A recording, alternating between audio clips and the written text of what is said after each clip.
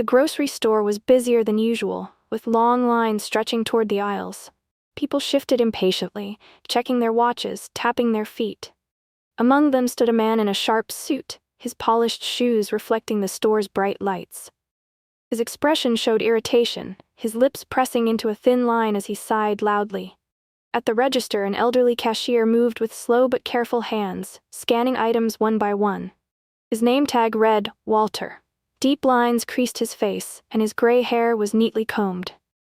Despite his age, there was kindness in his eyes, though they held a certain tiredness. The man in the suit stepped forward, dumping his groceries onto the conveyor belt. His impatience was clear. "Can you hurry up?" he snapped. "I don't have all day." Walter gave a polite nod, his wrinkled hands continuing at their steady pace. "I'll be as quick as I can, sir." But that wasn't enough for the man. He let out a frustrated sigh and shook his head. "This is ridiculous. What are you, 100 years old? Shouldn't you be retired by now?" The line fell silent.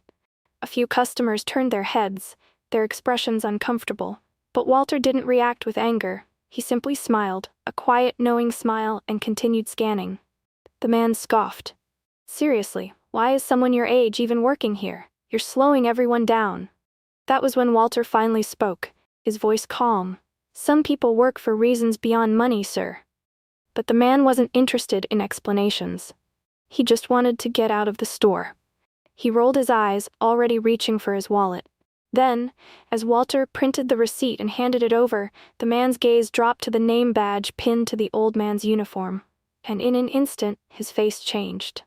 The man's fingers froze as he reached for the receipt. His eyes locked onto Walter's name tag, and suddenly, all the color drained from his face.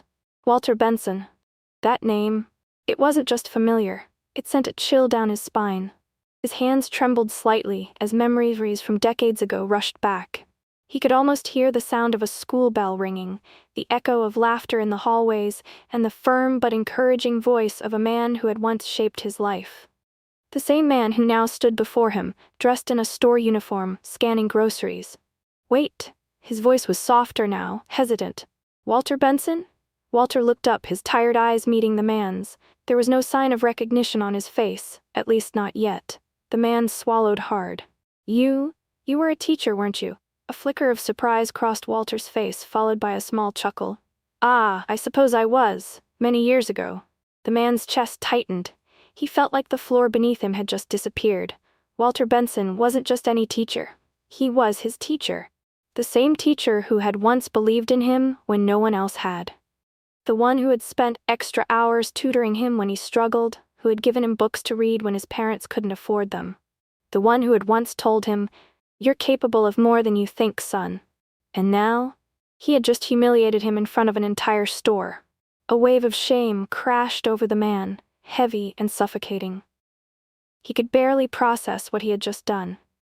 His sharp words replayed in his head. "What are you, 100 years old? Shouldn't you be retired by now?" How could he have spoken like that?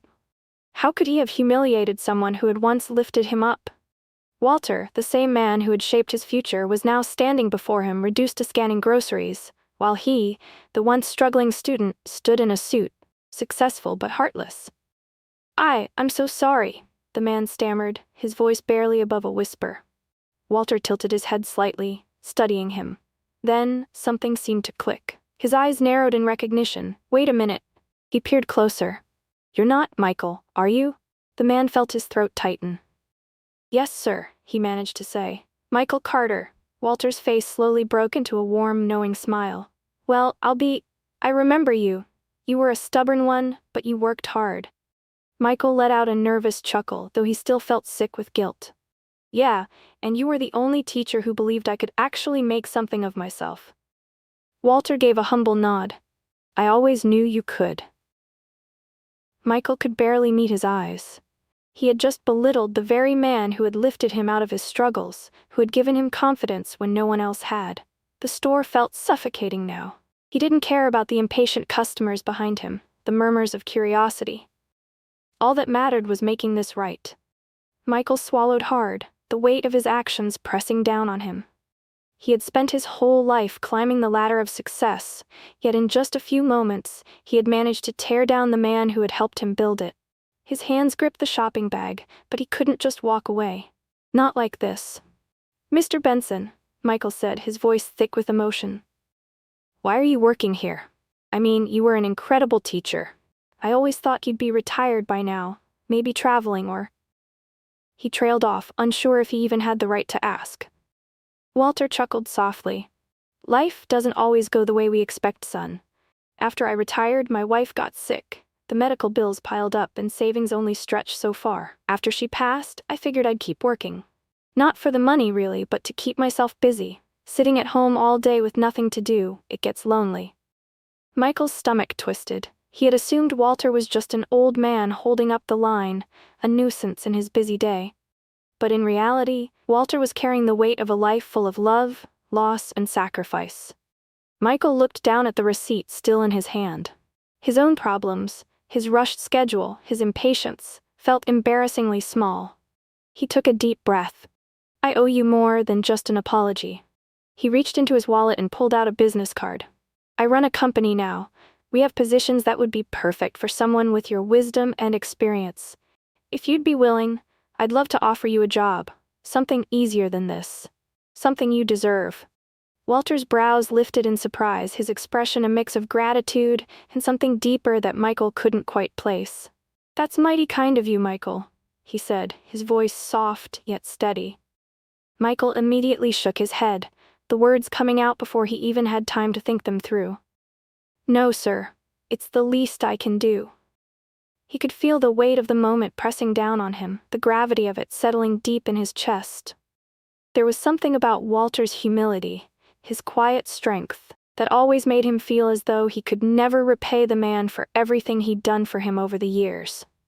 Walter stood still for a moment, his hand hovering over the card Michael had handed him, his fingers brushing it gently.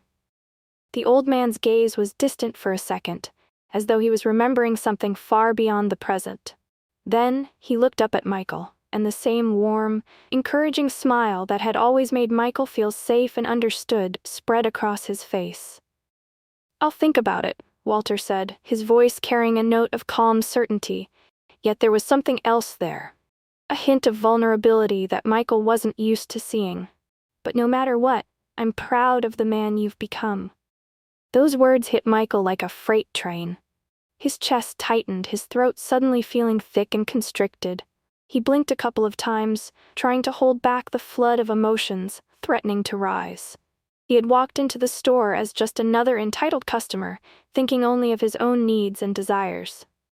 The reality of what Walter had meant to him, the way the old man had shaped his life, came rushing back all at once. But now, he wasn't walking out the same way he had come in. Something had shifted inside him, something he couldn't quite put into words. He was walking out as a different person, a man who had finally understood the value of kindness, of giving without expecting anything in return. And he owed it all to Walter Benson. Again, thank you so much for watching. I hope you enjoyed this incredible story and the unexpected twist that left us all in awe. If you want to hear more amazing tales with surprises and heartwarming moments, make sure to hit that subscribe button.